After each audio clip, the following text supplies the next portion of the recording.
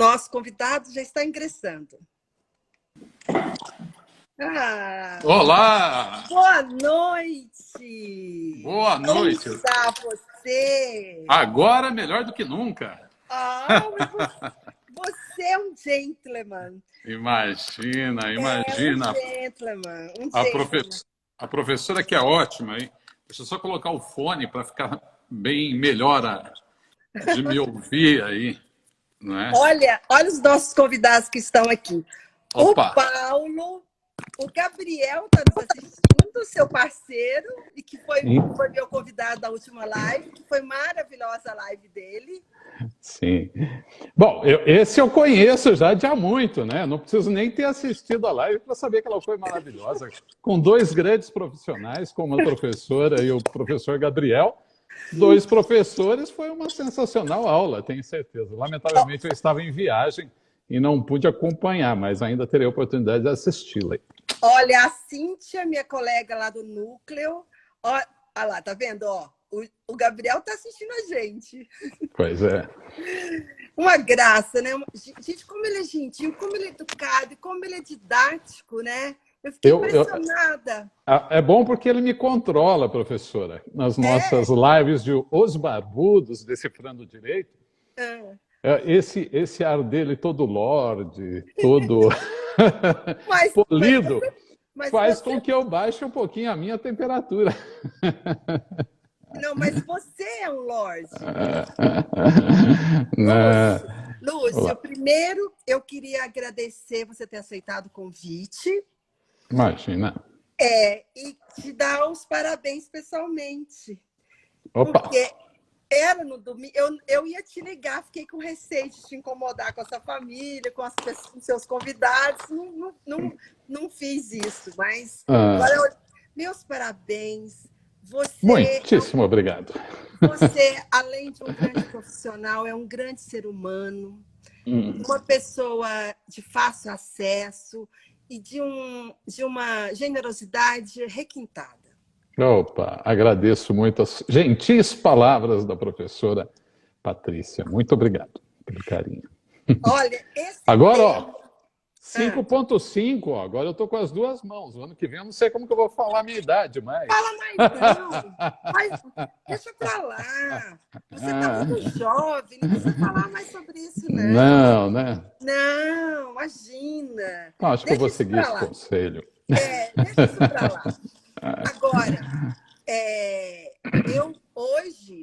eu fiquei muito feliz de você ter aceitado esse tema, porque é uma das peças mais importantes. Todas as peças processuais são importantes, mas algumas são mais robustas, né? Então, eu gostaria que você trouxesse aqui a sua experiência, sabe? Toda aquela riqueza dos detalhes que a gente não pode esquecer, aquela coisa bem do dia a dia para o advogado se aperfeiçoar. Eu quero, assim, esse projeto, você sabe, que a gente pensou nele lá o ano passado, né? Você sabe muito bem disso. Esse projeto é para ajudar o advogado. A gente está aqui para oferecer. Então, eu quero que você transborde do seu oferecimento, do seu talento. Opa! Bom, antes de tudo, né, eu tenho que parabenizar a doutora professora Patrícia por esse projeto, porque assim, eu vejo na professora um carinho, né, com quem a assiste, com os seus convidados, com os seus colegas, tentando, né, divulgar o direito, permitir o debate de ideias, o aprimoramento, né, dos procedimentos, das teses jurídicas, né? Isso é um carinho, porque é uma coisa que a professora não tem obrigação de fazer, né? Se põe gratuitamente para o público. É um pouco o mesmo carinho que eu e o Gabriel temos aí com o nosso projeto de Os Barbudos, né? Decifrando o Direito. Por isso que eu gosto, sabe? Assim, por isso que eu fiquei feliz de contemplar vocês dois logo de início, sabe? Porque, na verdade, eu passei a me aproximar mais do Gabriel porque eu lembrei dele com você. Mas fiquei muito feliz porque vocês estão oferecendo também. Então, eu fiquei muito feliz. É claro que nem a doutora, nem eu, nem o Gabriel, nem ninguém é dono de verdades, né? Nem de Isso. posicionamentos absolutos. A gente erra, a gente comete falhas, a gente esquece, tanto nas Exatamente. petições, nas sustentações, em Isso, todos os trabalhos. Isso faz parte da vida, né? isso, Agora, o que isso, deve fazer parte da vida, professora, é a gente aprender com esses danados desses errinhos, né? E isso, tentar sempre aprimorar, sempre isso. evoluir. Eu também tive erros, né? Eu também. Como juiz, como magistrado, como advogado, e certamente estou tendo alguns, né? Aqui na minha volta à advocacia, com tanto amor, tanto carinho com que eu faço esse trabalho. Mas, assim, é próprio do ser humano, né? É lógico que a experiência vai nos permitindo lapidar esses erros, esses equívocos, né? Só um E minutinho. aí, e aí eles passam a ser menores, às Lógico. vezes. Deixa eu só cumprimentar duas pessoas que entraram, que são muito importantes para nós. O Fred, Claro. que nos acompanha muito, e o nosso Opa, amigo Michel, que me apresentou pessoalmente. Eu te conhecia, mas ele que me apresentou. E a sim, gente é precisa verdade. cumprimentar, né? É Olha lá. verdade, é verdade. Um abraço a ambos aí, que também são presenças sempre comuns lá, carinhosas e gentis na nossa atividade com os barbudos. Isso. Bom, e hoje nós vamos falar aqui, a professora me pediu para falar de contestação. Ah, né? Então a gente vai dar uma abordagem geral primeiro sobre o que é uma contestação, né, professora? Para que a gente saiba, tenha conhecimento do básico, né? Aquilo que é claro, todo profissional de direito já está, como eu, careca de saber, né? Mas é sempre bom porque às vezes tem alguns estudantes iniciando, ou alguns que não são da área jurídica que acabam nos assistindo. Então, assim, eu sempre falo assim, as pessoas ficam bravas de terem sido citadas de um processo, né? Ah, eu recebi uma citação, onde se viu, é um absurdo. Mas a citação é um direito do réu, né? É um direito dele, porque imagina um processo tramitar sem que ele tenha conhecimento, né? Ele vai ser condenado à revelia, né, por um processo. Então a citação é um instrumento efetivo, e necessário para que alguém possa produzir a defesa. E aí, já nesse ponto, porque a citação é que vai acabar produzindo uma defesa, né? Então, por isso que a gente Isso. está abordando ela. Ou É seja, nós temos um importante. processo judicial em que uma parte ingressa no judiciário dizendo: senhor juiz, meus direitos não foram observados pelo Beltrano, né? O Beltrano fez isso, fez aquilo, não fez isso, não fez aquilo que a lei mandava e tal, né? E aí eu quero os meus direitos, senhor juiz. Aí é o Estado, na pessoa do juiz, que vai definir. Aí o Estado, na pessoa do juiz, tem que dizer o seguinte: olha, vamos ouvir lá o Beltrano, para ver o que ele tem a dizer sobre esses argumentos. E aí determina a citação, que é um instrumento formal, que é um ato formal, solene, porque isso vai implicar na validade de todo um processo, não é? Então, aí o sujeito ele é citado para se defender. E aí a gente pode até abordar aqui ao passant, embora não seja esse o tema, né, professora? E pode me interromper, porque eu às vezes começo a falar e me perco aqui. Não, Me interrompe, me coloque no você caminho de pode ficar volta, né? tranquilo que eu gosto de dar pitaco. Eu vou interromper. Então tá Fica bom. tranquilo. E um tema que a gente pode analisar assim, ao passant, é justamente esse problema que o Judiciário Trabalhista está enfrentando por falta de verbas para fazer a citação por AR, por É. aviso de recebimento. Ou seja, a gente viu que citação é um ato solene, formal, né? Ou seja, o sujeito tem que ser comunicado que é um processo. E como eu sei que o sujeito foi comunicado de um processo, eu tenho que ter um aviso de recebimento dos Correios, dizendo: Exatamente. olha, a citação foi entregue, não é? Ou seja, a cópia do processo aqui, dizendo que ele tem um processo contra ele, foi entregue para ele, no endereço dele, e foi recebida. Sem essa comunicação formal, esse instrumento, esse recibo de entrega da citação, eu não tenho a validade de uma citação, não é? Lá a CLT é precisa, né? A citação será feita por aviso de recebimento, ou seja, pelo protocolo, pelo recibo. Pode ser um oficial de justiça? Pode, o oficial de justiça vai lá, e cita a parte. E aí ele certifica que hoje citei o Beltrano do processo. Ele ficou sabendo de tudo, que vai ter audiência no dia tal, já marcada, etc. Se for o caso de audiência marcada. Não é?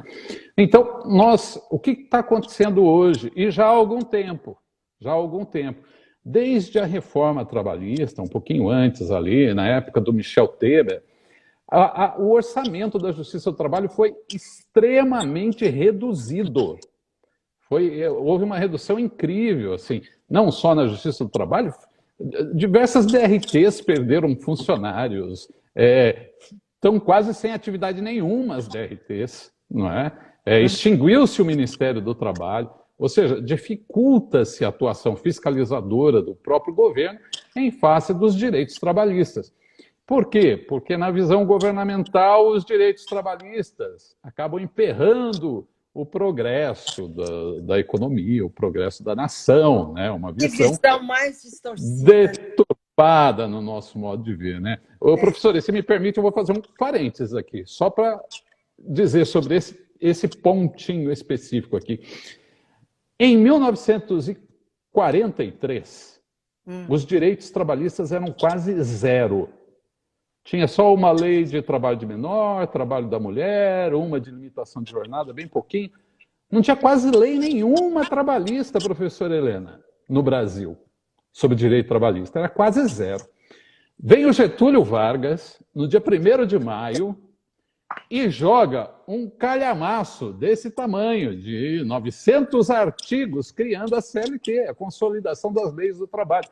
Criando adicional de salubridade, periculosidade, aviso prévio, estabilidade no emprego, limitação de jornada, horas extras, enfim, uma série de direitos que ninguém nem sonhava, né? Você tem que ter agora controle de quem é estável no emprego, controle sobre insalubridade, sobre periculosidade, enfim, um monte de direitos. Aí imagina a professora trabalhando no RH de uma empresa em 1943, dia 1º de maio, chega lá um calhamaço com 900 artigos, assim, ó, pum, agora tem que observar todos esses direitos. Imagina, não se tinha quase direito nenhum e se criam quase todos os direitos de hoje, né? Lógico, a FGTS não tinha, porque era mas eu posso palpitar aqui. Não é quem criaram, né? Vinham umas lutas, algumas greves, primeiro. Claro. Eu gosto muito de falar de direito coletivo, porque houve uma luta aí para poder. Claro que sim. Né? Mas houve também uma atuação do tentando justamente barrar o movimento sindical. Exatamente. Isso foi feito no Reino Unido. O Reino Unido tem feito isso. O Reino Unido é common law, todos sabem, né? É o direito consuetudinário, mas as leis trabalhistas também são um calhamaço. Por quê? Porque se você reconhece o direito na lei, você tira a voz do sindicato. Exatamente. Como que o sindicato vai lutar por horas extras se já está na lei? Como o sindicato vai lutar por insalubridade se já está na lei? Então, o Getúlio, quando joga aquele calhamaço ali, ele visou isso, esvaziar a atuação sindical. Eles vão reclamar do que agora? Não é?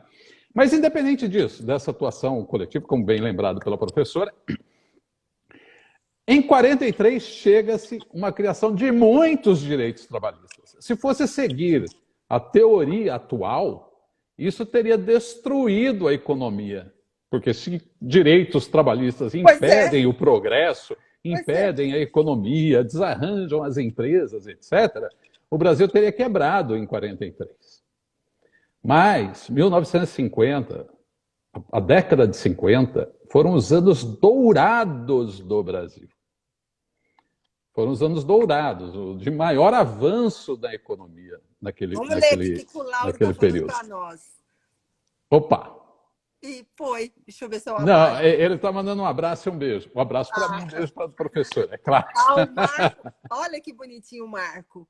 É um ciclo decorrente do medo. É verdade. Exatamente, Marco. É isso mesmo. É isso mesmo. Bom, então, assim, 50 foram os anos dourados. Por quê? Os direitos trabalhistas acabam permitindo que as pessoas tenham mais recursos. mais recursos, movimenta-se mais a economia, com compras, com aquisições, com projetos, com compras parceladas, ou seja, você gasta agora para gastar o que você ainda nem... gastar financeiramente o que você ainda nem ganhou, ou seja, projeta-se, movimenta-se a economia agora para um giro futuro. Então, foi isso. Mas, voltando, a tônica agora é de eliminar certos direitos trabalhistas, de diminuir custos com o direito do trabalho. E, nesse sentido, foi drasticamente reduzido o orçamento da Justiça do Trabalho. E, sério, isso é sério, a Justiça do Trabalho não tem dotação orçamentária para gastos com o correio. E não tem como tirar de outro, porque questões orçamentárias, né? Vêm vinculadas às despesas. Tribunais pararam obras, tribunais pararam prédios, e tudo isso porque não tem orçamento. Então, eu mesmo me deparei com essa situação enquanto magistrado. Não é? Ali já em 2018, nós já tínhamos... Você está tocando num assunto muito importante, porque só estabelece a lide a partir da notificação. Claro que sim. E todas as nulidades, tudo que nós temos que alegar na contestação é nesse ato, que não é simples. Sim, não é. Aí vem os tribunais impondo às partes autoras, por orientação das corregedorias, orientando as partes autoras para que elas promovam o recolhimento das despesas com AR. Isso é bastante complicado de você impor uma parte autora que faça o recolhimento. É claro, veja bem, vai custar, sei lá, 15, 20 reais, 30 reais, não sei exatamente. Se você tem condições, aí tem o custo-benefício de cada medida, não é? Se você tem condições, promova. E eu acho que discutir isso judicialmente pelo valor disso, do âmbito individual, eu acho que as entidades devem brigar por isso. Mas individualmente, no processo, vale a pena você entrar com petição? Só para fazer uma petição, quanto tempo a professora vai gastar? Quanto vale o tempo da professora? É melhor pagar os 20 reais lá e tocar a notificação. O que eu fazia como magistrado? Eu encaminhava todas as notificações por carta simples. Esse orçamento a Justiça tem. A notificação simples. E aí, por quê? Porque a maioria absoluta que recebe a notificação comparece na audiência. Comparece aos autos, a maioria absoluta. Então, assim, aqueles casos que não compareciam, aí eu falava, bom, nesse caso, eu não tenho a certeza que foi citado. Logo, eu não posso considerar, eu tenho visto data vênia, como um absurdo jurídico considerar a súmula do TST que expedida a notificação no endereço é considerada recebida 48 horas depois. Nossa, se tiver o aviso de recebimento. Lógico. Se não tiver o aviso de recebimento, não vale. Não é? Pegaram uma súmula para um fato e estão aplicando para outro. Se não tem aviso de recebimento, o próprio TST já fala isso. A súmula está observada, não foi cumprida a súmula. Olha, pessoal, já tem uma dica aí. Já começa aí a questão da contestação. Muitas questões aí já... O Lúcio não falou isso à toa.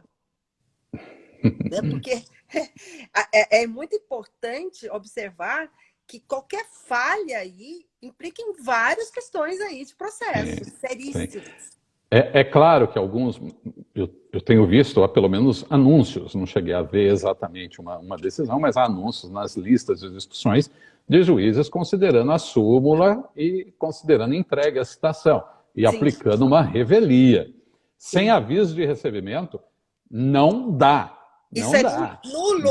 Isso é cerceamento de defesa. Exatamente. E não adianta, por exemplo, depois recorrendo para o recurso de revista lá para o TST e falar, tem a súmula.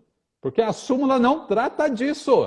A súmula trata de outro aspecto relacionado ao tema, mas de outro aspecto. E agora eu que preciso interromper, porque eu preciso saudar o presidente do TRT da 2ª Região, o doutor Luiz Vidigal, que nos que nos acarinha Nossa! com a Olha, presença dele aqui na nossa live. E também o juiz, o Lopes está aqui presente, o Lauro já olha, foi um dito, prazer a você estar Ana, conosco. Eu o também quero Paulo. agradecer a Cíntia, que eu não cumprimentei, que estava aqui conosco. Um prazer. A juíza Daniela também aqui conosco. Olha, então, prestigiada, Nossa, a professora. agradeço muito o presidente Luiz Antônio Vidigal. Quem mais que está aí, que eu não peguei o nome? Que foi quem me ensinou a atuar no judiciário, porque eu comecei como advogado, ele como juiz em Cotia. Né? É um querido amigo, uma pessoa sensacional, um ser humano de primeira grandeza, uma alma extraordinária. Ai, que Por jeito legal. daquele jeitão dele um pouquinho mais fechado, assim.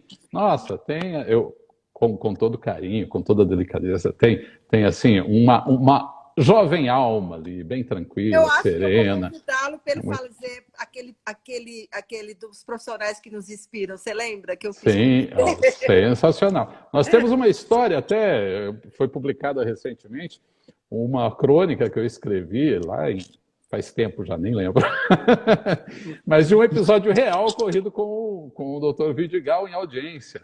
Né? A história do preposto. Né? Foi uma história bem engraçada. Não para o preposto, mas enfim, foi uma história muito engraçada. Mas fica para outra hora essa história. Bom, então o que eu fazia? Eu determinava a notificação, quando as partes não compareciam em audiência, e eu não tinha comprovação da entrega, em sendo possível, eu determinava que a citação fosse feita por oficial de justiça. Olha só que absurdo, né? A justiça não tem dinheiro para fazer as notificações e manda um oficial, o que é muito mais caro para fazer uma notificação. Né?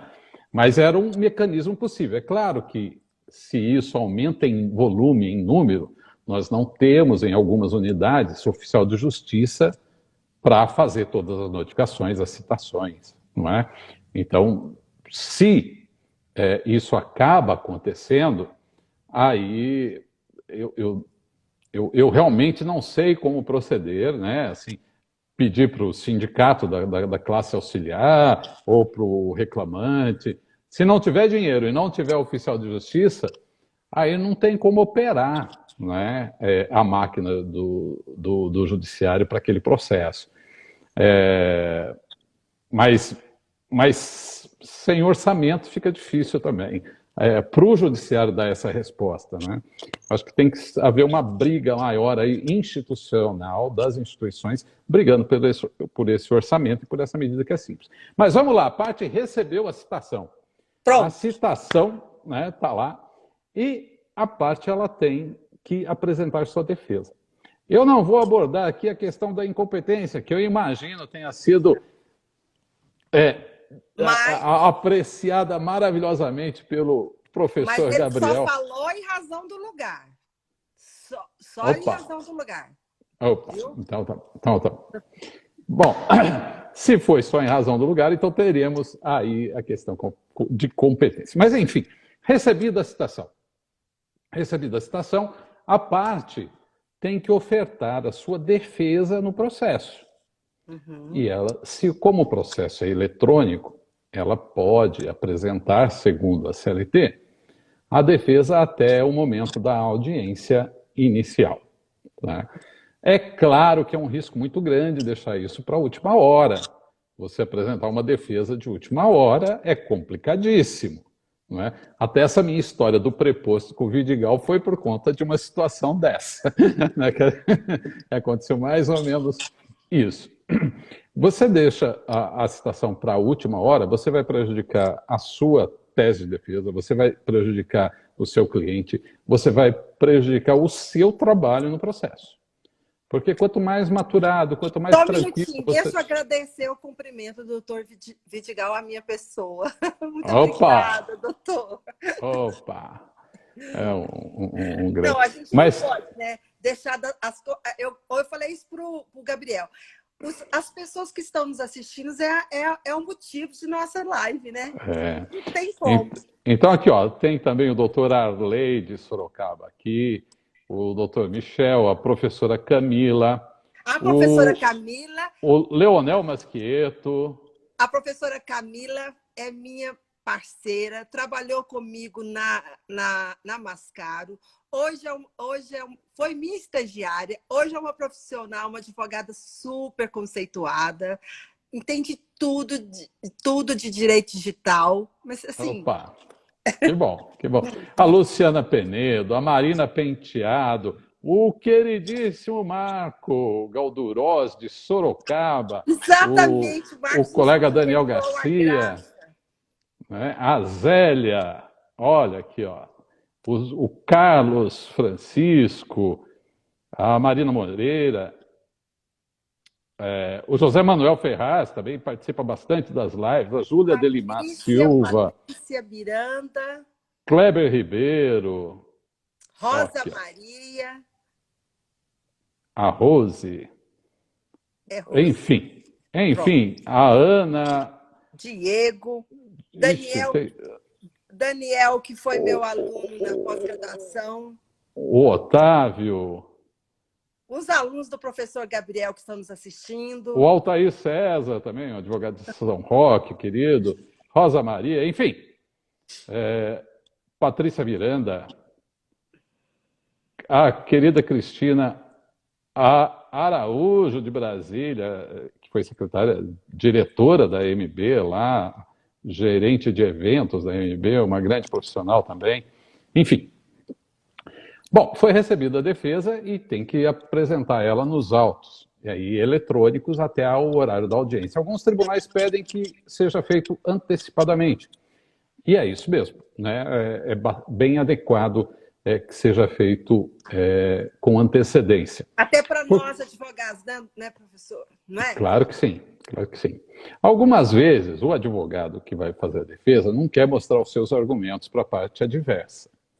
E aí, ou ele protela isso até o último minuto, ou ele põe a defesa em sigilo. Isso já é pacífico, o que é permitido, né? Alguns juízes não permitem, mas já é porque vem do direito costumeiro nosso, constitucionário, que sempre apresentava na hora por causa da conciliação. Eu acho bastante razoável. O que você acha? Olha, ela traz transtorno grande no processo, o sigilo das peças. Tá? A secretaria o juiz perde muito tempo para retirar essas peças do sigilo. Eu acho que o sistema deveria ser alterado para permitir que a própria parte retire o sigilo. Né? Porque o juiz tem que clicar em cada documentinho. Mas devia... E clicar. O juiz, não é o servidor que pode fazer isso, é o juiz. Né? A não ser que ele dê o token dele para alguém. Mas então senão é o magistrado. É bom ver o outro lado, né? O magistrado tem... Então eu pegava, de repente, uma defesa com 300 documentos, eu queria matar né, alguém com essa situação de ir clicando. Eu acho assim, se for algum documento específico ou a defesa, coloque só esses documentos, então, em sigilo. Não precisa colocar o cartão de ponto, os documentos, o contrato de trabalho. Não faz sentido, né, colocar tudo isso em sigilo. Só as peças importantes aí, se for realmente fundamental para a defesa, de estratégia da defesa, o sigilo. Então, pontue apenas essas peças de sigilo. Aí se diz o seguinte: uma das consequências da oferta da defesa, da contestação nos autos, é que a outra parte não poderia mais desistir do processo sem o aval do reclamado, do réu no processo. Né? Isso está na CLT, depois da reforma. Deixa eu ver. Eu não vou saber aqui, está ali pelo 840. Cadê o Lauro que ajuda o Lauro é ótimo, ele já vai. Mas enfim. O Paulo e o Lauro sempre ajudam a gente, põe os artigos para a gente. Sim. Vamos mandando que daqui a pouco o Lauro... daqui a pouco aparece aqui. O que muitos falam, né, é que realmente, uma vez contestada, a outra parte não pode desistir sem anuência do reclamado, uma vez juntado a defesa nos autos, eu não levo isso tão a sério até o momento da audiência, professora. Eu entendo que a oferta antecipada da audiência, ela não opera esse efeito, porque é na audiência que vai se estabelecer o tripé processual. Porque se o autor faltar à audiência, o que vai acontecer com ela? Pois é. Vai ser arquivado, certo? Eu não vejo nesse arquivamento uma extinção sem julgamento de mérito, porque isso nós temos outros dispositivos que tratam disso. Então esse arquivamento é mero arquivamento mesmo. Então assim, se uma parte quer desistir de um pedido e a outra parte não aceita, basta ao autor não comparecer à audiência, que vai ser arquivado o processo todo. Isso mesmo. Não é? Agora, uma vez feita a contestação, já ocorrida a audiência inicial, por algum motivo, uma segunda parte que entra no processo, alguma coisa assim, aí o autor não poderia desistir sem anuência. Ou, uma vez ofertada a contestação eletrônica, a desistência vier a ocorrer depois da audiência inicial, também só com a autorização do réu, só com a concordância dele. Não é? Do contrário, não seria possível ao autor desistir mais do pedido. Por quê? Ao se levar uma demanda ao judiciário, por exemplo, eu não recebi as horas extras. Foi para o judiciário isso. A outra parte fala, isso é um absurdo ele falar isso, e entra com a defesa, elabora a defesa. Chega lá, a parte que for desistir, você não pode deixar o Léo da parte, o bel prazer da parte, acionar o judiciário, eu promover uma defesa, ir lá, e depois agora eu desisto. Porque não é uma brincadeira, não é um joguinho. E aí passa a ser direito do réu. Não, agora eu quero que o juiz diga se há horas extras aqui ou não. Entendeu? Então, por isso, a lei preserva esse direito ao réu. Uma vez feita a defesa... Você não acha que, como a primeira etapa é a conciliação, até a conciliação, isso, se ultrapassar esse espaço aí, o tripé já é alcançado? O que você acha? Sim, porque na primeira audiência, obrigatoriamente, é feita a tentativa de conciliação. Não é? Uma vez não ocorrida a conciliação, né? Antigamente a CLT falava, não ocorrida a conciliação, será recebida a defesa. Não é? Isso, pela questão midiática, eletrônica, isso não é possível de se fazer no ato. Então, a lei estabelece que até o horário da audiência a parte pode ofertar nos autos a defesa. E mesmo, em algumas situações, eu aceitava depois. Eu não vejo dificuldade, mesmo como advogado, se a parte contrária, eu pelo autor, a parte contrária apresentar algum argumento, olha, caiu a energia hoje de manhã, eu estava preparado, teve um outro problema, eu serei o primeiro a falar, não nos opomos em que seja... O doutor fiz, está aí, tá, pode mostrar? Pode. Tá aí. Não tem problema, pode juntar depois. Não é isso que faz com que a justiça seja prestigiada ou não, não é? Bom, mas, enfim, tratamos desses aspectos paralelos até o momento da defesa em si. A defesa, elaboração de uma peça judicial, ela vai exigir, na primeira vez que você fala aos autos, e como bem falou a professora, lá no artigo 141 do CPC, salvo engano, 141 do CPC, é estabelecido o tripé processual. Exatamente. Não é? Ou seja, a inicial é o pedido feito pelo autor. E oferta os contra-argumentos. E aí elas se juntam no judiciário. Você estabelece o chamado triângulo, em que você tem o poder judiciário, o autor e o réu. Ou o tripé processual. A inicial e a defesa elas vão estabelecer uma circunstância muito importante para o processo. Elas vão estabelecer os pontos que são controvertidos e incontroversos. Se a inicial diz que o fulano trabalhava até às 18 e a defesa vem e fala que ele trabalhava até às 18, isso é um fato incontroverso, não se precisa mais prova sobre isso. Não. Né? Agora, se a defesa vem e fala, não, ele trabalhava até às 17h30, opa! Então, nós estabelecemos o limite da lide aqui. O limite da lide vai ser às 17h30 e às 18h, esses 30 minutinhos. Não estamos ainda abordando aqui o conteúdo da contestação, mas só dando uma informação por que se faz a importância desse tripé processual. A inicial e a defesa vão estabelecer os limites de atuação de quem? Do juiz. Porque o juiz ele não pode ultrapassar os limites do que foi pedido ou da defesa. Se a defesa fala bem assim, eu paguei, o juiz não pode vir produzir prova para saber se ele trabalhou as horas extras, porque não é isso que foi feito o objeto da defesa. A defesa foi, ele trabalhou as horas extras, mas eu paguei. Não pode o juiz chegar depois na sentença e falar, ele nem trabalhou as horas extras, julgo improcedente. Não pode fazê-lo, porque a defesa estabeleceu um limite, né, para essa atuação do juiz. A inicial estabelece o outro limite, que é do pedido. O juiz não pode, diante de um pedido de 2 horas extras por dia, falar, eu vou condenar em 3 horas extras por dia. Não pode. Se eu pedir um dano moral de R$20 mil, o juiz não pode dar 30. Para mim, há a plena limitação nisso. E até por conta disso, eu sempre defendi o extra, que...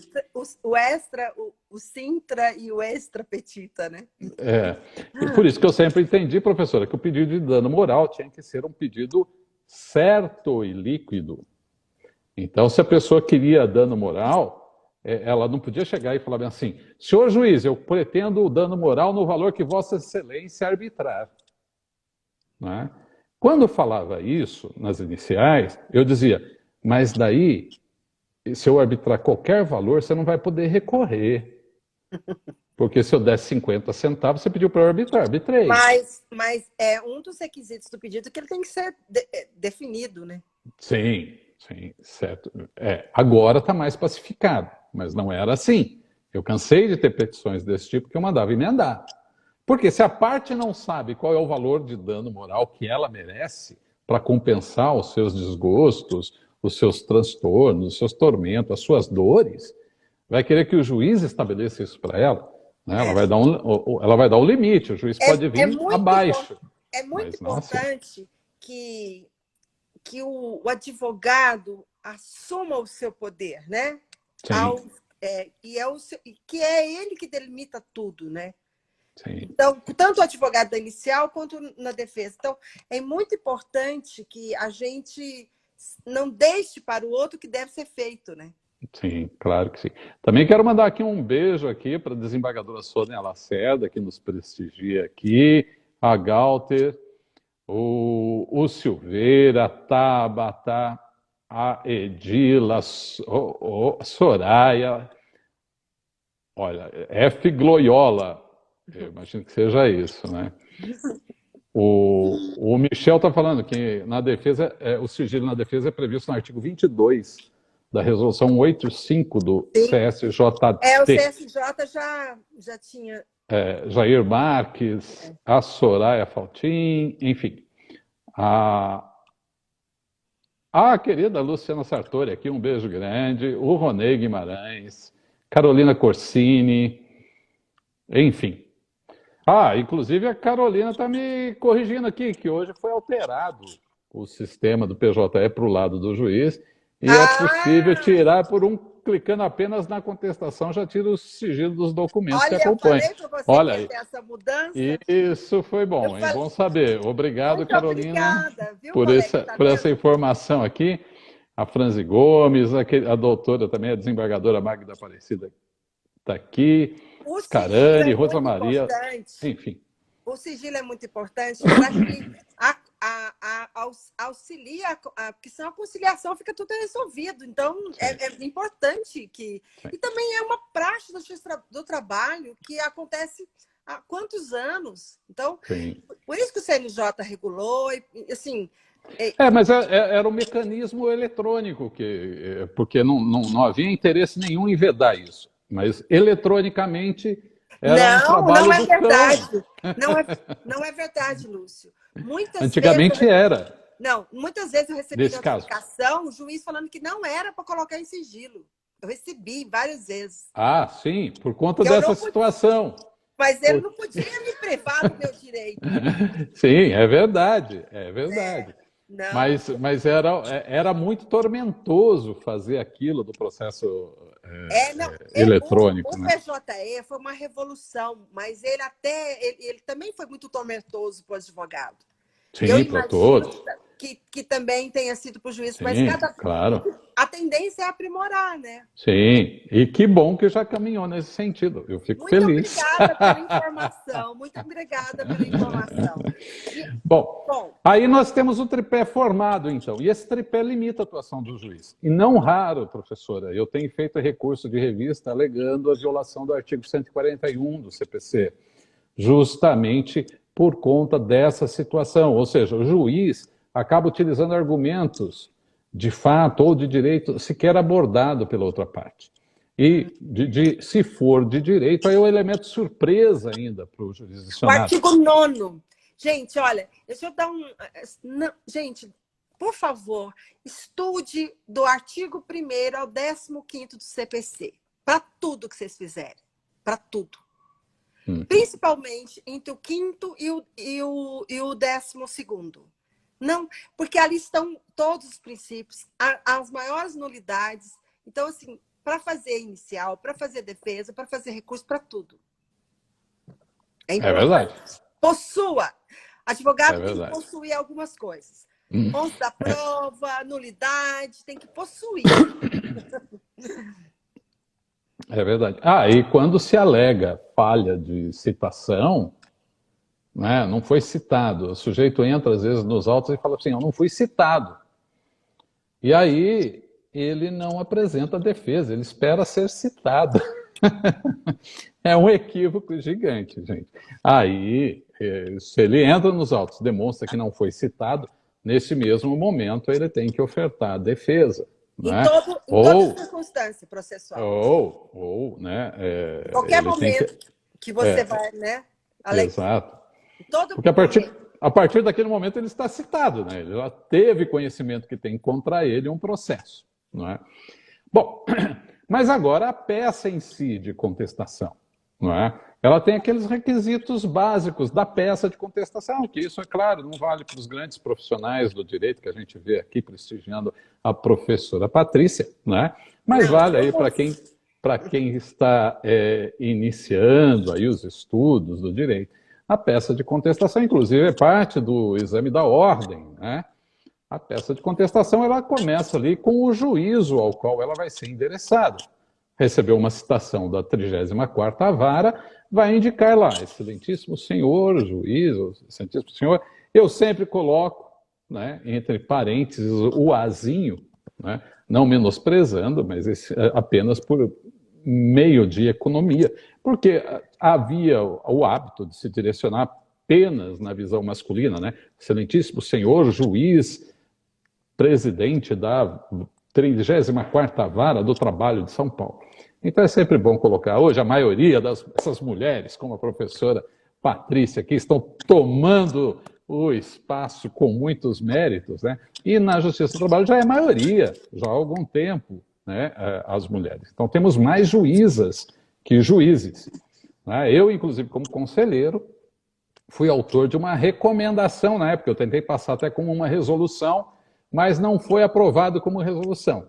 Foi aprovado como recomendação aos tribunais que adotassem, observassem o gênero nas documentações tanto de servidores como de magistrados, porque as juízas recebiam uma carteira de juiz do trabalho, ou de juiz estadual, ou de desembargador federal. Não é? Imagina um homem recebendo uma carteira de desembargadora José Lúcio Munhoz, né? Ficaria estranho. E essa mesma estranheza que parte pelo lado feminino também. A mulher vai se apresentar como desembargador. Ah, dizem, é o nome do cargo. Mas o cargo tem um titular, não é? E tem que respeitar a pessoa do titular. Porque isso acaba gerando a invisibilidade social, doutora. Porque se você chega assim e fala assim, é desembargador, é juiz, dá-se a sensação de que mulher não pode ocupar esses cargos, ou de que mulher normalmente não ocupa esses cargos, quando é o contrário que está acontecendo. Então, foi uma recomendação que os tribunais adotassem a observância do gênero nos documentos, nas placas, nos gabinetes, enfim, em tudo isso. Então, na indicação, indica lá, excelentíssimo, um parágrafozinho A, excelentíssima senhora, né? Excelentíssimo senhor, doutor, enfim. Né? Então, ao juízo a que é direcionado a petição de defesa.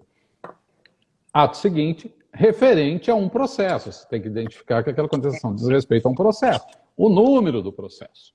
Não é? Hoje, eletronicamente, não tem tanto sentido isso. Não é? Porque você vai peticionar nos autos daquele processo. Né? Você que faz esse direcionamento. Antes era o serviço que fazia esse direcionamento e por isso precisava do número do processo. Hoje é o próprio advogado que faz esse direcionamento. Então, não tem muita necessidade, mas é bom sempre identificar o número do processo, até para você saber que você está falando daquele processo. Só te dando um pitaco. Só dando um pitaco para os nossos estudantes que estão nos assistindo. Nós, como advogados hoje, temos que zelar pela nossa imagem digital. Então, quando você vai fazer sua defesa, ou então, no caso como reclamante, você está já colocando a sua imagem digital no judiciário. Sim, é verdade. Então, a partir do momento que você faz isso, você dá as informações ali, como que você vai postar os documentos, como que vai ser, não colocar torto, não com a nitidez, porque você tem que auxiliar o judiciário. Porque nós estamos lá na Constituição porque nós temos essa obrigação como advogado. Então, o manuseio digital dos documentos, a ordem dos documentos, a nitidez dos documentos e a organização já começa a sua imagem digital perante o judiciário. Exatamente, na inicial e defesa. Exatamente. E na réplica, enfim, em todos os momentos que se pronunciar. A professora está corretíssima nisso. Então, a identificação do processo. Depois, a identificação da parte, não é?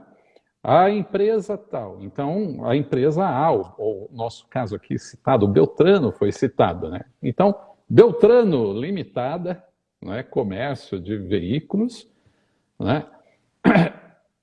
Com a identificação, se for empresa, CNPJ, endereço, representada por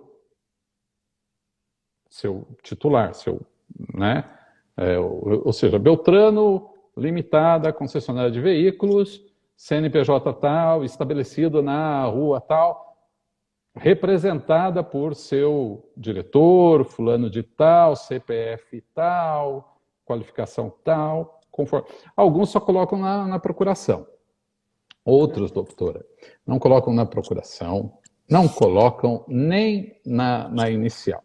Bom, mas aí, se não colocar na procuração, já não vale a procuração, né? Porque existe uma súmula. Em tese, não, mas pela regra do CPC, o juiz tem que dar prazo para retificar. Sim, mas aí já complica a vida, né? Dá prazo. Mas muitos não fazem isso. Passa batido, o juiz não vê, o servidor não vê, e depois é um tumulto, porque na hora de executar, você não sabe quem assinou aquela procuração. Você não tem identificação daquela pessoa.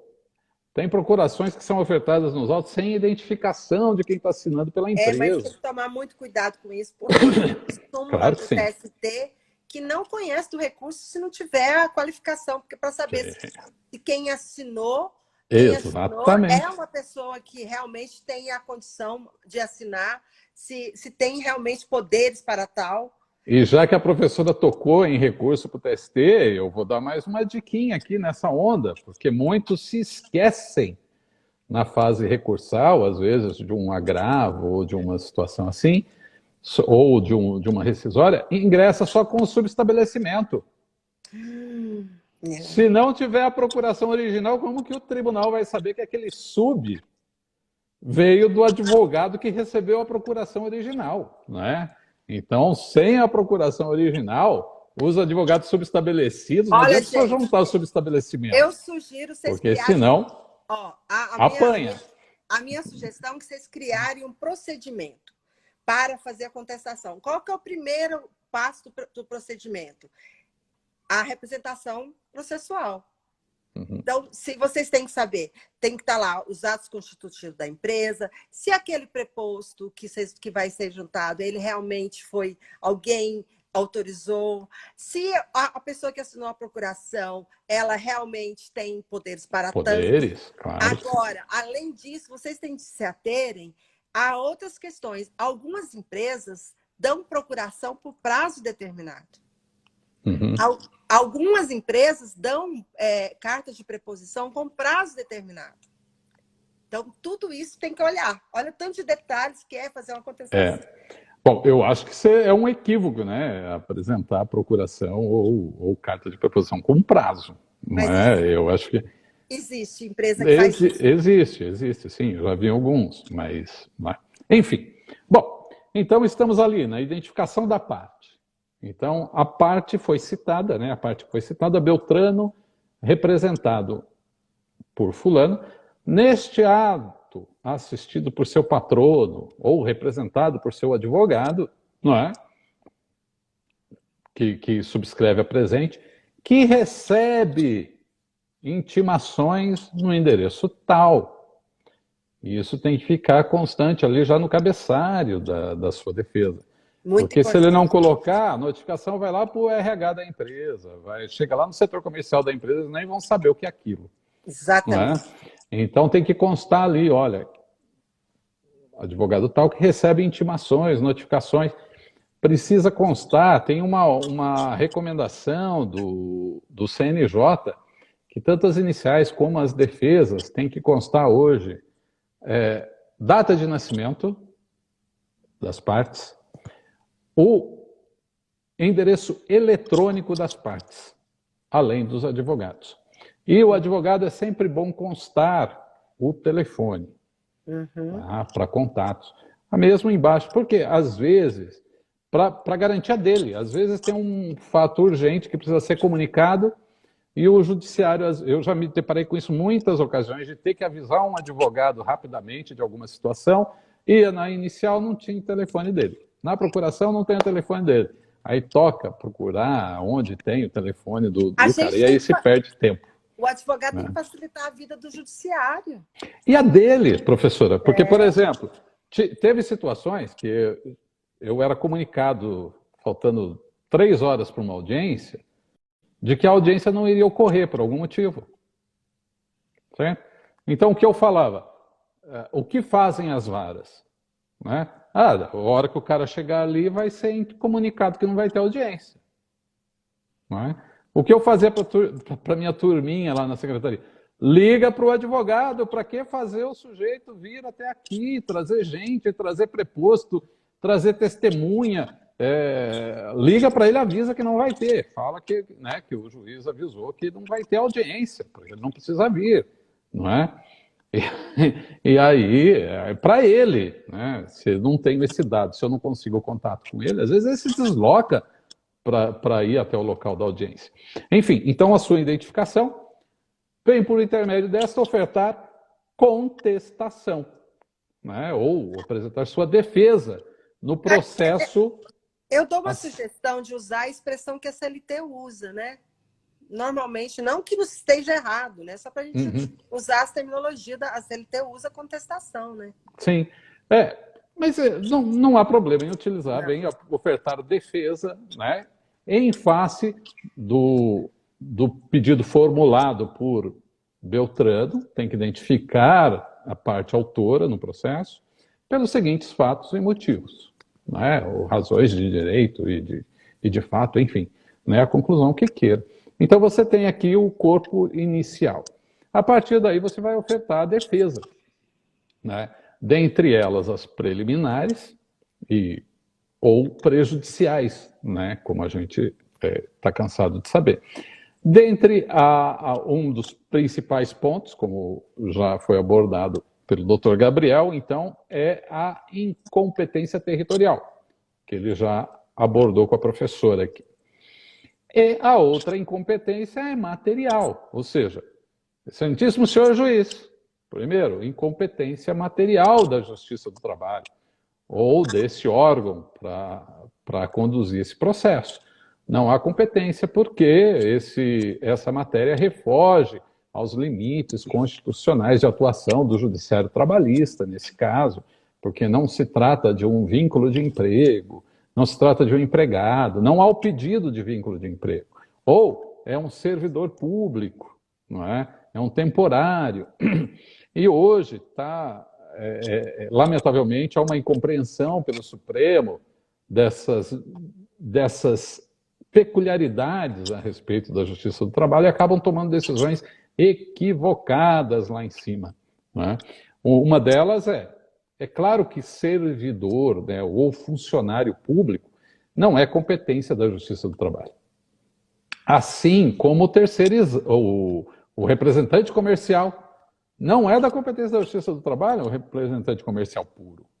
Mas, se o autor falar, olha, embora ele fosse denominado como representante comercial, ele exercia as atividades de um empregado. E a competência é da Justiça do Trabalho. Na minha opinião, a representante comercial, de acordo com a emenda 45, relações de trabalho, eu entendo que seria, né? Eu acho que é uma distorção, na minha opinião. Sim. Porque Bom, eu vou fazer uma live sobre isso. O representante comercial empresa não é, realmente não é. Não é? Mas... Ainda que empresário individual. Há representante comercial que representa 40 empresas. Esse não é empregado de nenhuma, ele é totalmente autônomo mesmo. Né? É porque essa que é relação de trabalho, né? Não estou falando de emprego. É isso que eu entendo, a minha opinião. Não é a relação de emprego, é a relação de trabalho. Então, mas a de trabalho desde que ele seja individual, só daquela empresa. A partir do momento que ele age representando muitas, ele atua como empresário. Aí ele não está mais numa relação de trabalho. Ele está numa relação comercial, né? Comercial, exatamente. O senhor está correto. E a outra questão que tem que olhar é que às vezes a relação é comercial, às vezes a relação é de consumo, né? Então, sim. Sim. Ou até o chamado pro bono, né? Até os voluntários, né? Também tem uma relação aí de atuação, que não há um vínculo de emprego propriamente dito. Né? Mas, enfim, a incompetência, então, me ouvem? Entrou um aviso aqui no meu... A incompetência é um dos primeiros pontos a serem abordados na defesa. Por quê? Muitos falam assim, não, mas a inépcia da inicial. A inicial é incompreensível. Por que você vai abordar a competência antes? Porque eu tenho que ter um juiz competente para apreciar a inépcia. Exatamente. O juiz que não é competente não pode apreciar nada. Né? Exatamente. Então, ele pode... No caso de competência de nulidade absoluta, nós não estamos falando da exceção de razão do lugar, porque nós estamos falando daquelas incompetências mais robustas, né? Sim. E mesmo assim, né? Olha só que interessante, né? Um juiz incompetente, ele se declara, ele toma uma decisão no processo, não é? Ele é incompetente para analisar o processo, mas ele acaba decidindo o processo pela sua incompetência. Ou seja, é a única situação em que um juiz incompetente toma uma decisão válida no processo, né? Declarando a sua própria incompetência para tocar aquele caso. E essa decisão, embora tomada por juiz incompetente, tem plena validade, né? Cabendo às partes recorrerem e tal, se não estiver na melhor. Um outro aspecto depois são as preliminares, não é? Aí sim, né? Condições da ação, enfim, se a gente entrar em condições da ação, é mais 4 horas aqui. É uma live só. Nós vamos fazer a coisa en passant. É uma live então, só. Aí são as preliminares, né? Entre elas, A inépcia da inicial. E a inépcia aí tem estratégia também, professora. Para alguns advogados pode ter estratégia. Em algumas situações, não é interessante para o réu apontar uma inépcia da inicial. Exatamente. Por quê? Qual vai ser a consequência dessa inépcia? O juiz vai determinar que a parte corrija. E a parte corrige e pronto. Ou seja, o seu argumento de inépcia perdeu completamente. Foi um favor para a parte autora. Né? Corrigir. Algumas vezes, sim, é importante apontar a inépcia, depende do caso concreto. Mas outras vezes, é melhor deixar aquele pedido inepto correr e ir embora. Entendeu? E lá na frente, na hora que o juiz for sentenciar, pô, mas aqui não dá para julgar esse negócio, né? Aí o réu já teve aí pelo menos um efeito protelatório grande. Ou até no segundo grau, terceiro grau. Não só por né? isso. E às vezes o juiz é forçado a dar um improcedente. Então, exatamente. Fica sem base, né? Exato. Então, às vezes não só com esse objetivo, porque se você fala en passant, sem usar a preliminar, e a obscuridade e a falta de clareza, né, e a lógica da inicial, vai dificultar a procedência, né? Sim. Não há dúvida que sim. Bom, aí, dentre a prejudicial de mérito, né, dentre as preliminares, legitimidade de parte, enfim, tudo isso, e também como preliminar, né, a denunciação à lide, ou o chamamento ao processo. Esses são uns argumentos que devem constar ali no início. Ainda na preliminar, não é? Nós temos o valor da causa, a impugnação ao valor da causa. Você é obrigado a apontar como preliminar. Há quem coloca lá no fundo. E daí, tem efeito? Se o juiz for rigoroso, ele não conhece da impugnação ao valor da causa colocada lá depois do mérito. Deixa eu só alertar vocês, gente. A Lei 5.000 e pouco, que trata sobre a impugnação do valor da causa, não foi extinta. E é até as razões finais que você tem o prazo de fazer isso. Se você não fizer, você perde o prazo. É um procedimento correto. Ela não foi extinta. Então, é isso que ele está alertando, que você tem que fazer isso no momento correto da impugnação do valor da causa, é de tamanha importância. De tamanha importância. Porque, assim, outra questão também, que eu acho que a gente valia lembrar, a questão dos cálculos. O que você acha dos cálculos? Os pedidos têm que ser certos e determinados. Se o pedido vier certo, se você tem que impugnar os cálculos, isso é uma questão que eu queria colocar para você. Eu imagino que sim. Eu imagino que sim. Você, na defesa, você tem que abordar... Aí é o mérito, né? Nós vamos chegar lá ainda, mas, enfim, abordando. Se não tem cálculos, aí entra como preliminar.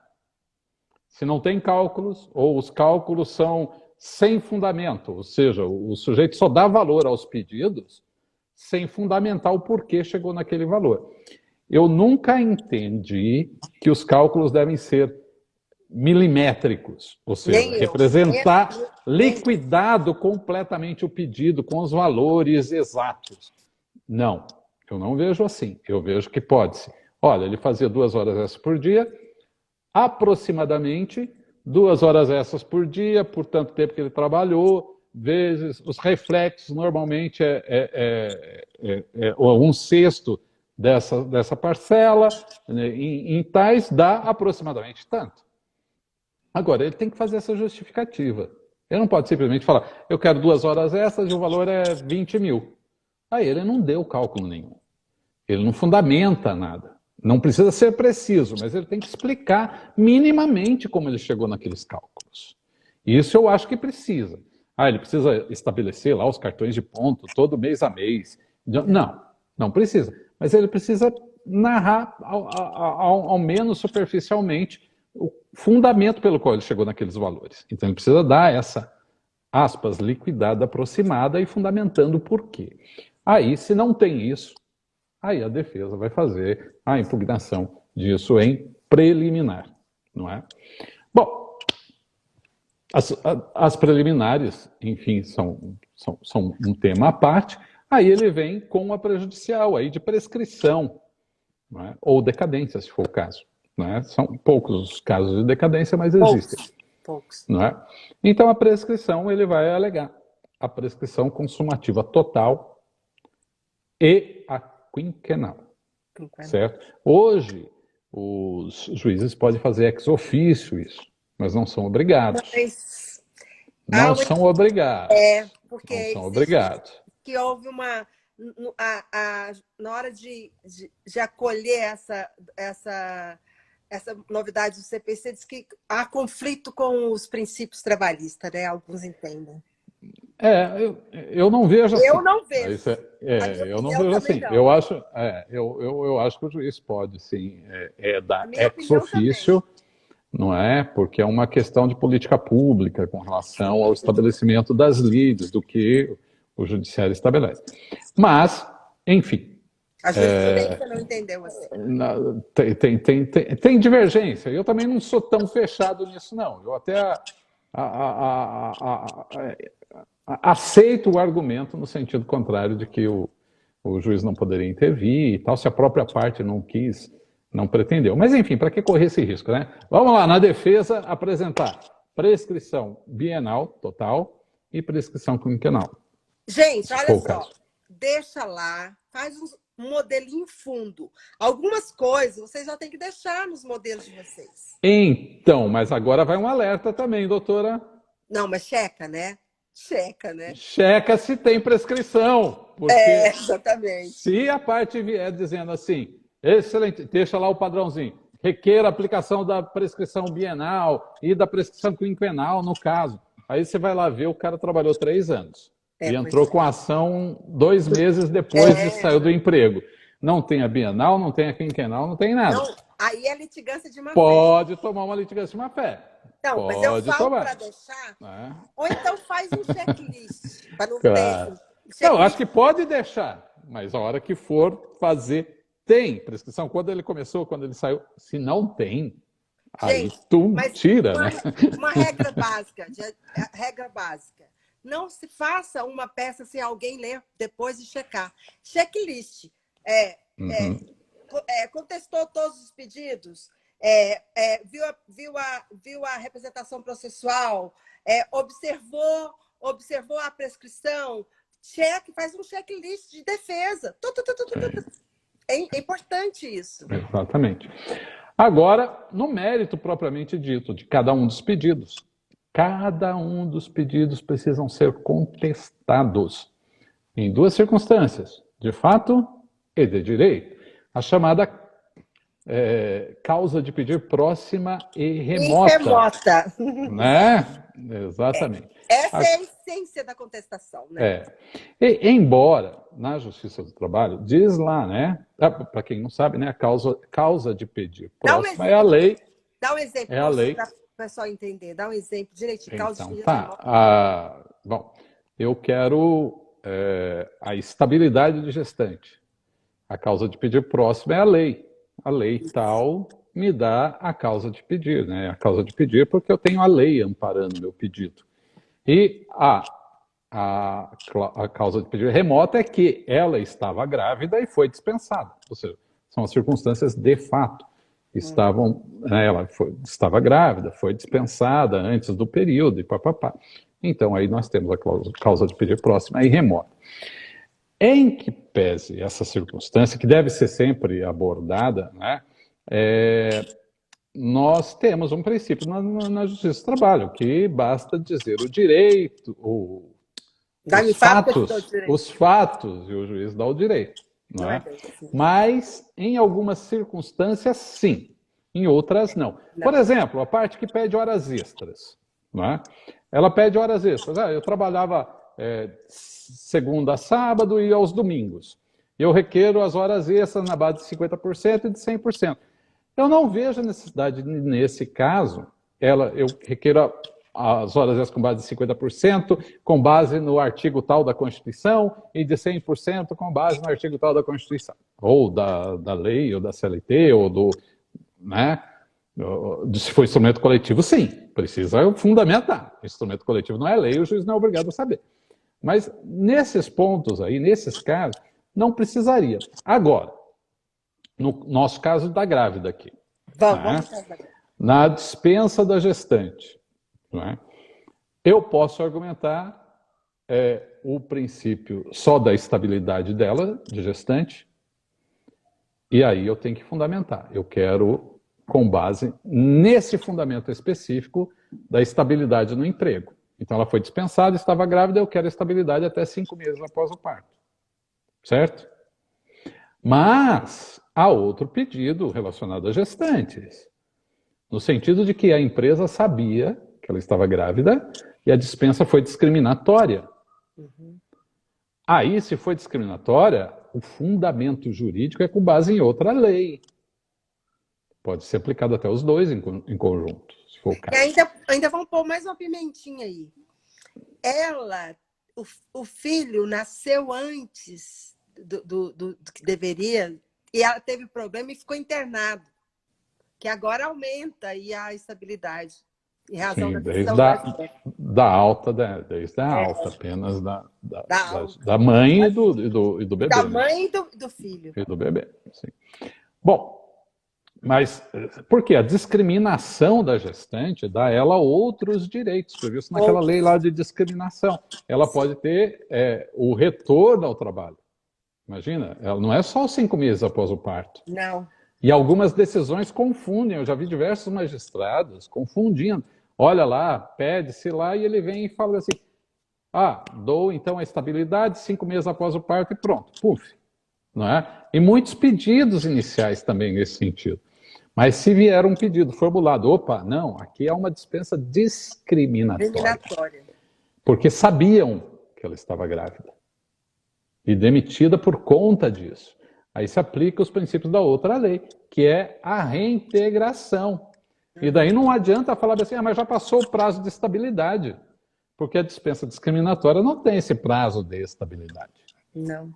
Se você demitir uma pessoa pela cor, ela não tem um prazo de estabilidade. Se você demitiu por conta disso, é um ato discriminatório, ela vai ser reintegrada. O processo durou 2, 3 anos, 5 anos, ela vai receber o salário do período, caso seja procedente o pedido. O mesmo se aplica à gestante aqui, discriminada. Agora, a dispensa imotivada de uma gestante, nem toda ela é discriminatória. Não. Se a empresa não sabe, não tem esse conhecimento, ela ficou grávida no período do aviso prévio. Ou mesmo entendia ou tinha aquela questão do contrato a prazo determinado. Sim, exatamente. Correta, doutora, nesse caso. Bom, enfim.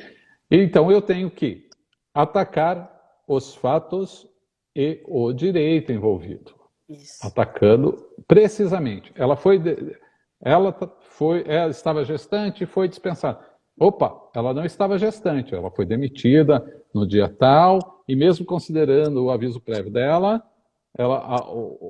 o cálculo da gestação dela começa com a gestação após o período do aviso prévio.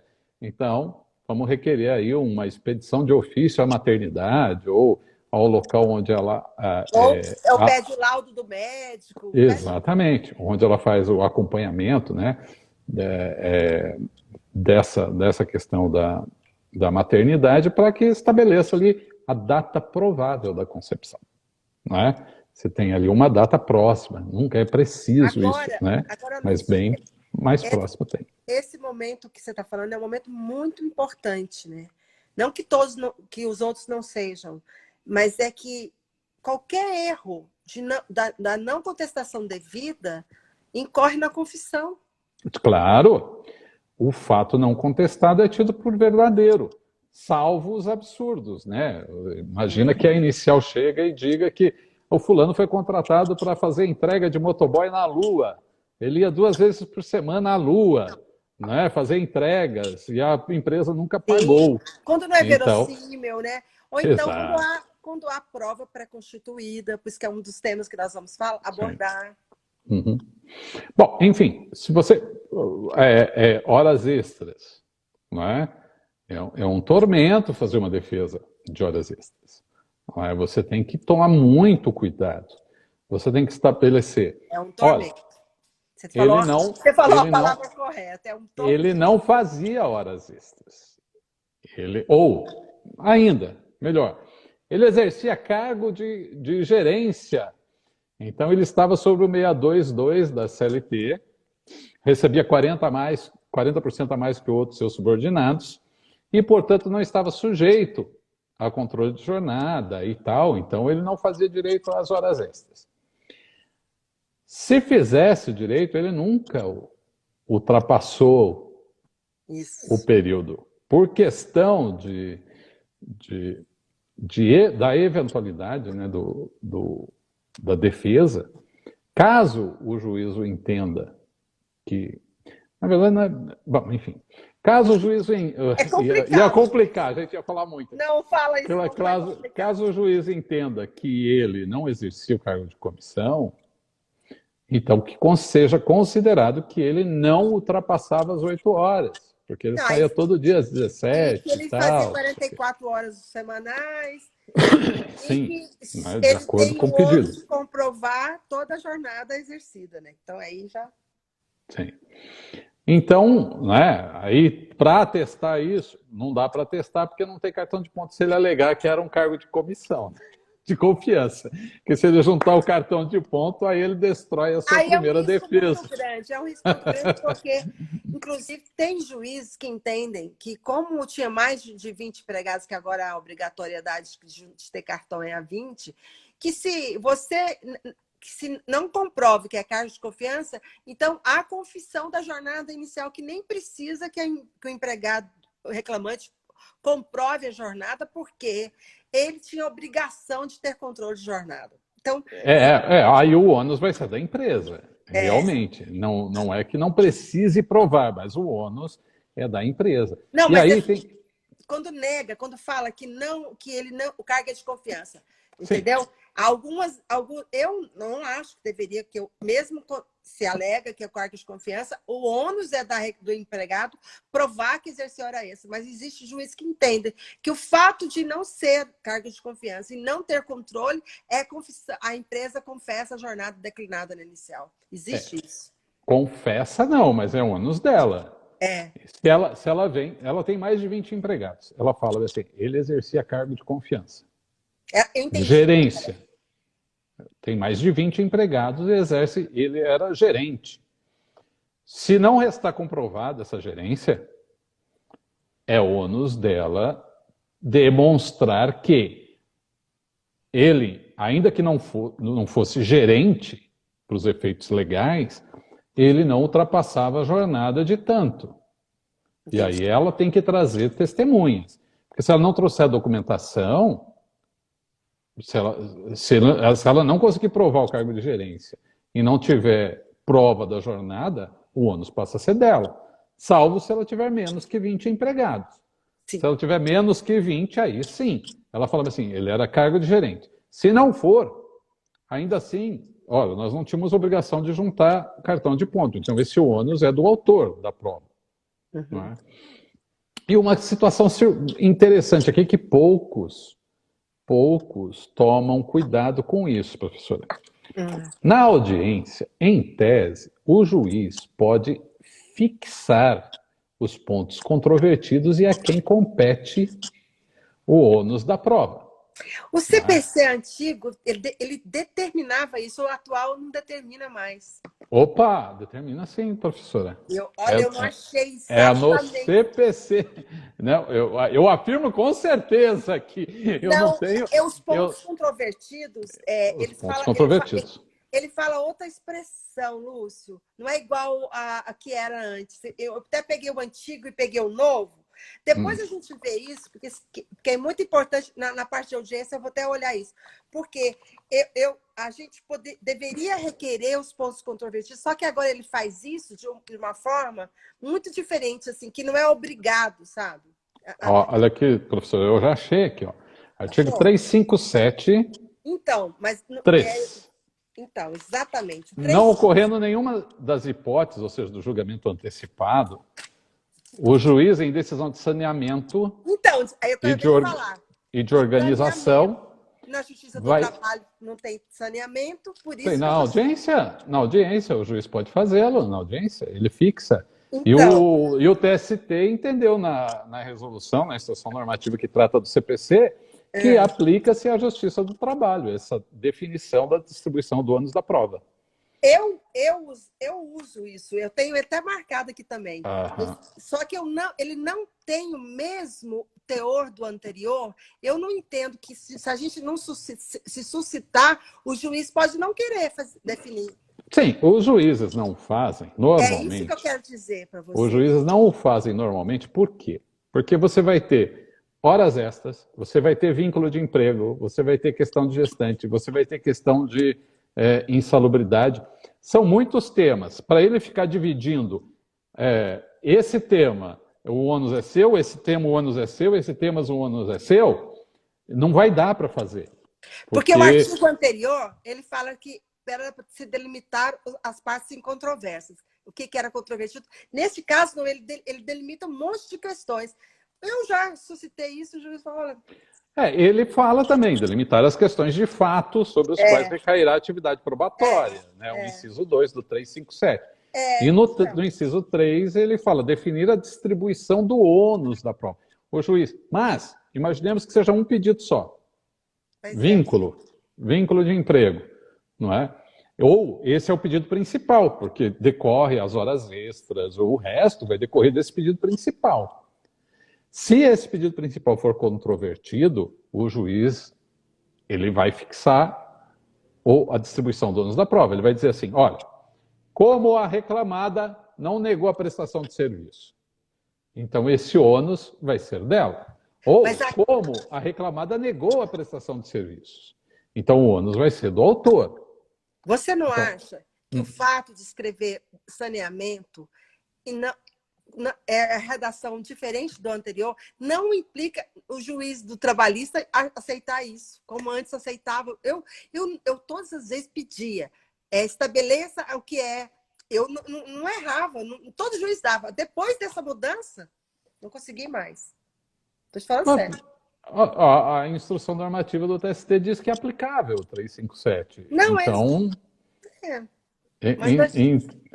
então, o princípio que vem lá do TST é de aplicação. E eu não vejo incompatibilidade nenhuma. Nem o juiz eu. pode. O que eu quero dizer é que a forma... Eu achei muito bom o jeito que esse artigo ficou, elucidou. Entretanto, antes, o anterior, ele falava em audiência. Era uma coisa bem incisiva. Eu não peço mais. É que os atos do juiz ocorrem em audiência no juiz do trabalho. Normalmente, na fase de conhecimento, ele tem lá a inicial, depois ele só vai se debruçar na audiência de instrução sobre o processo. Não, eu entendo como você. Só que eu entendo que antes era mais fácil de a gente conseguir que o juiz fizesse isso. Bom, é isso que eu acho. Enfim, normalmente os juízes não fazem. Eu normalmente não fazia, porque são muitos pedidos, e aí fica inviável você estabelecer o ônus da prova individualmente para cada um. Você não vai fazer, vamos ouvir as testemunhas da hora extra. Agora a hora extra aqui é do autor, entra as testemunhas da audiência, agora sai todo mundo. Agora o pedido de dano moral. Bom, aí o ônus desse pedido é da outra parte. Então volta as testemunhas em sentido aberto só para ouvir isso. Ficaria inviável uma audiência com muitos pedidos. Né? Agora, quando tem um pedido principal, por exemplo... Né? Poucos pedidos ainda já dá, né? Dependendo, se não forem contraditórios, essa definição entre si até pode ser. Mas quando tem um pedido principal, aí o vínculo de emprego, né? Aí o juiz é fácil ele delimitar. Bom, para a gente saber se tem vínculo ou não, é que vai definir os demais pedidos. Né? Porque se não for empregado, eu não vou analisar a hora extra, insalubridade, nada disso. Se for empregado, eu vou analisar o resto. Então, esse pedido principal aqui, que é o base dos demais, então, o ônus da prova aqui é de quem? Aí ele vai analisar a inicial e a defesa. Estabelecer aquele tripézinho que fixa o limite de atuação do juiz. Bom, a empresa está negando que ele trabalhou lá, falando que ele não era empregado, que nunca prestou serviço lá, só para uma outra empresa e tal.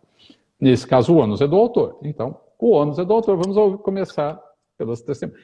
No contrário, normalmente, quando tem muitos pedidos, o ônus dos fatos é do autor. Então, o juiz normalmente começa o processo pelas testemunhas do autor. Nada impede que no pedido específico depois, na sentença, o juiz vai lá, do vínculo de emprego, o ônus era da ré e tal, e não fez prova disso, papapá, condenado.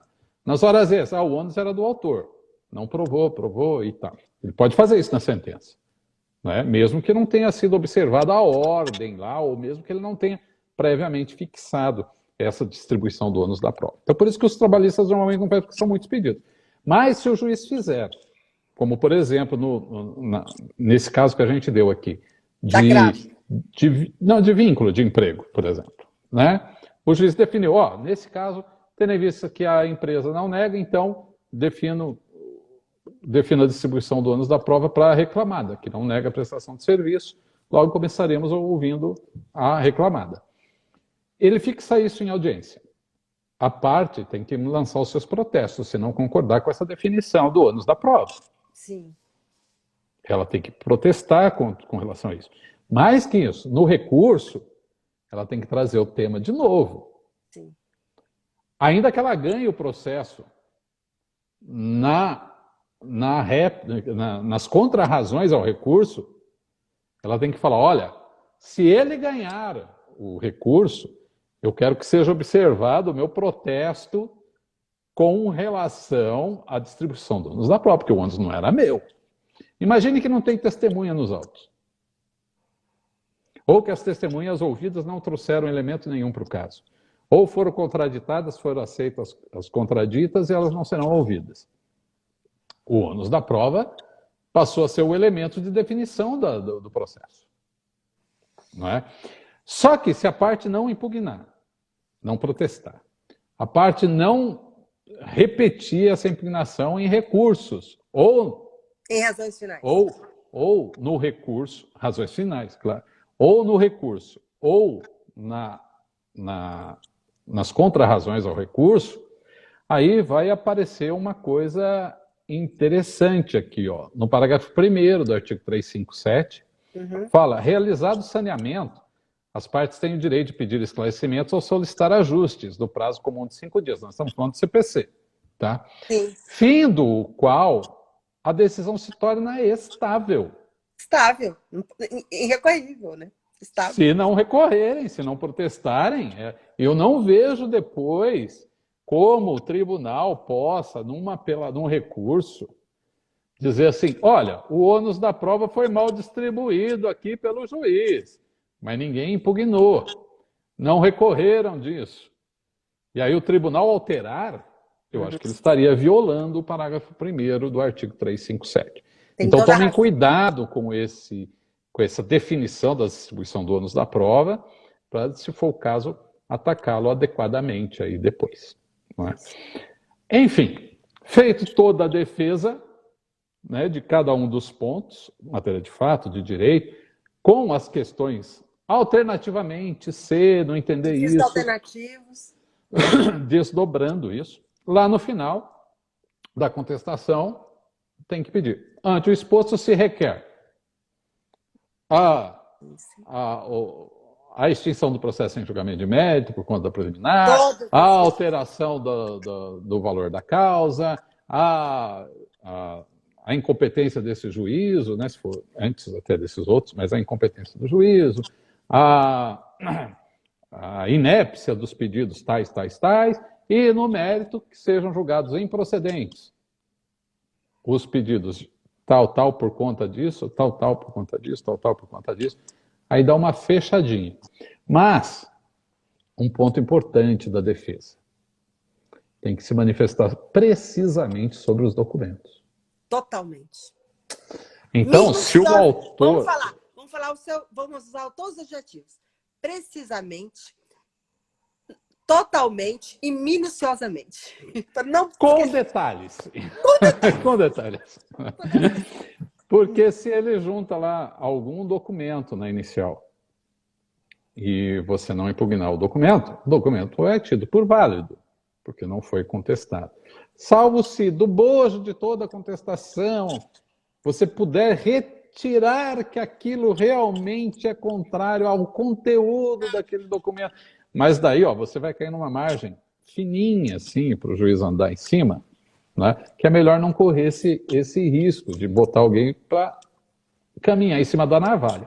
Então você chega, ó, documento de folhas tais, resta impugnado. E não basta falar assim, impugne Não, todos tem os que documentos. justificar, tem que fundamentar. Lógico que tem que fundamentar.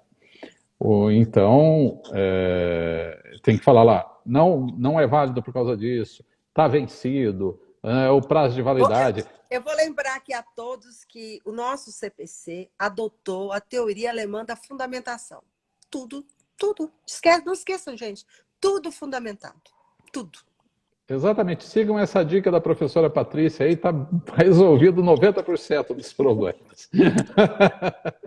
Então, os documentinhos lá, a validade. Não é esse o sindicato. Às vezes, juntam convenções coletivas que não diz respeito à empresa ou à atividade daquele trabalhador.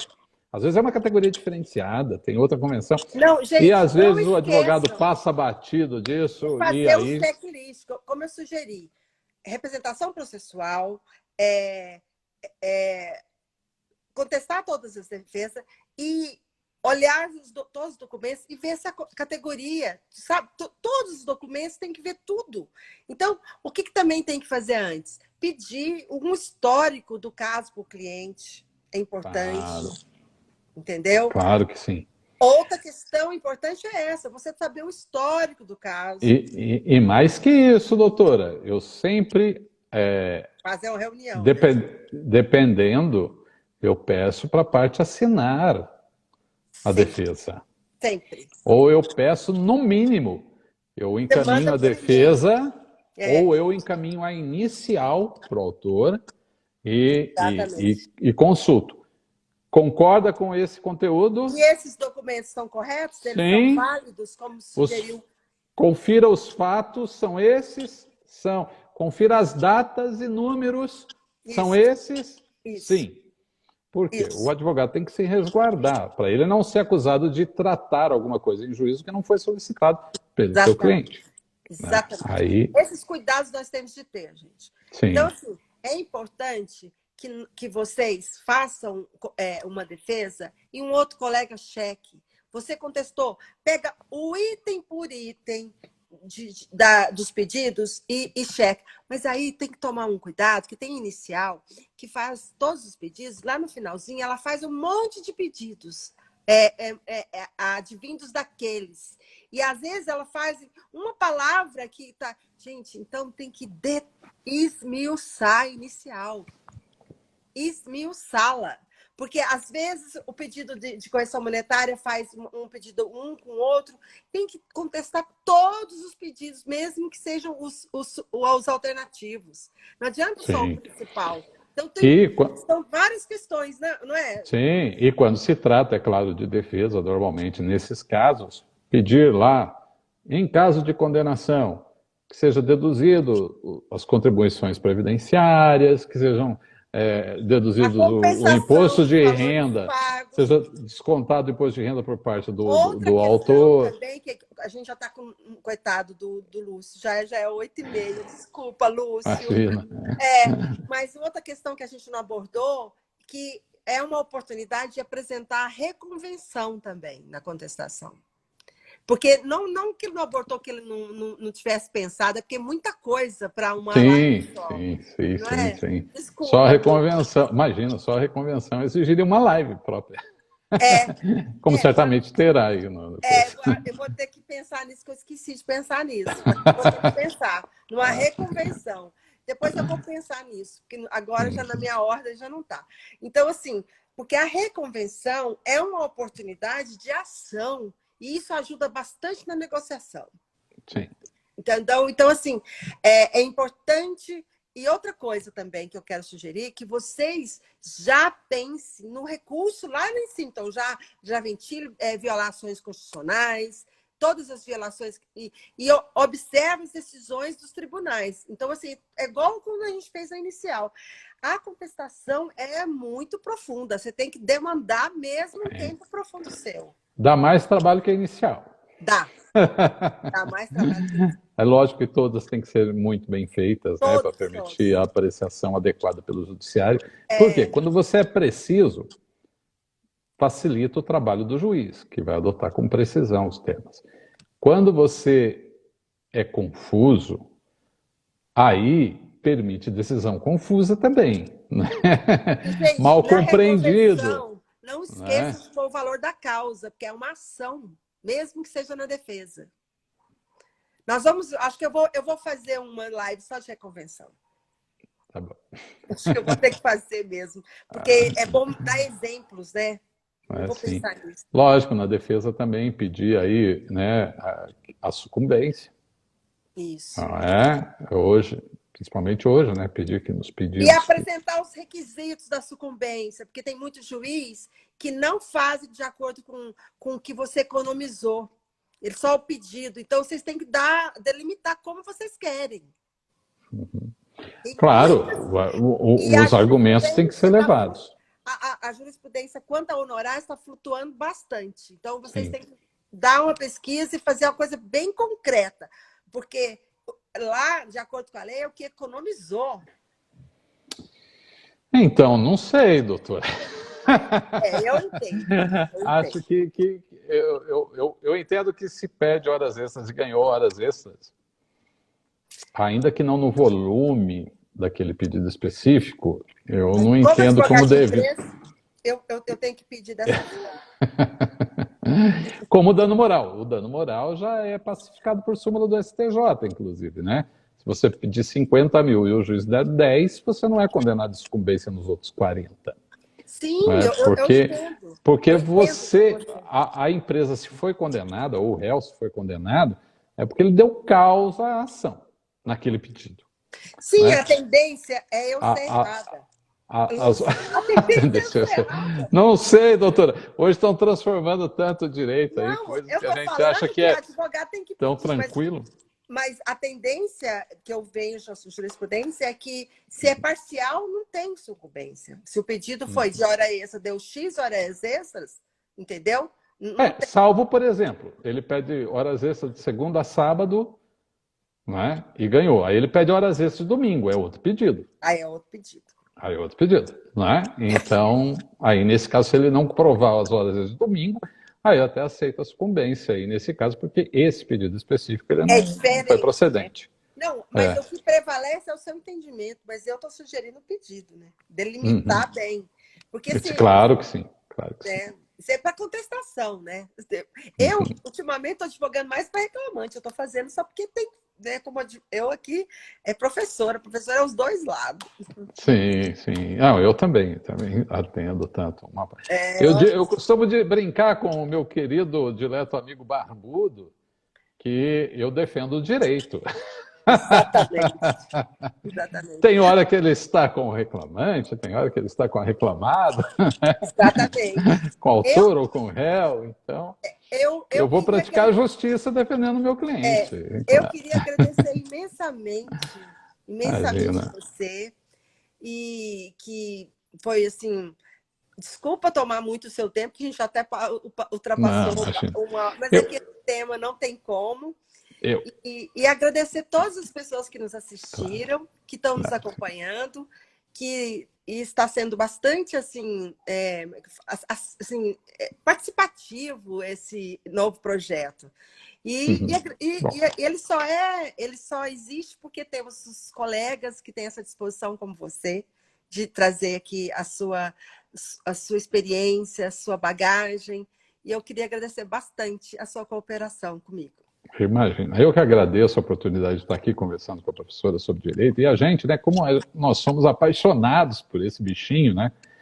Então a gente acaba se empolgando. E às vezes eu começo num raciocínio e prolongo demais. Eu acabo não dando tempo do interlocutor, né? No caso, interlocutora, interagir. Então, se eu fiz isso nessa live, peço desculpas.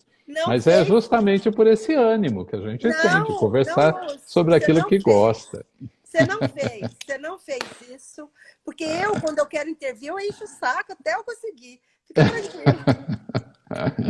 Mas tá bom, eu também gostaria de agradecer a professora, parabenizar mais uma vez, né, o seu projeto e agradecer a todos que nos prestigiaram aí com a presença, nos permitindo entrar, né, no espaço deles, não Isso. é? Isso é um ato de carinho, é uma gentileza e esperamos ter feito bem esse ingresso sem tantos transtornos a quem nos recebeu, não é isso, professor?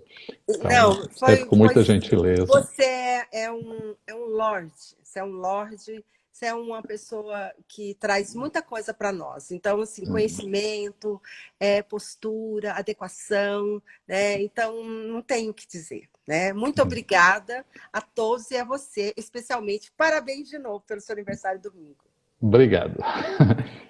Fiquem com Deus, que Papai do Até Céu mais. proteja a todos e suas famílias. Tá bom? Se Até cuidem. mais. Boa noite a Tá bom. todos. Boa noite. Tchau.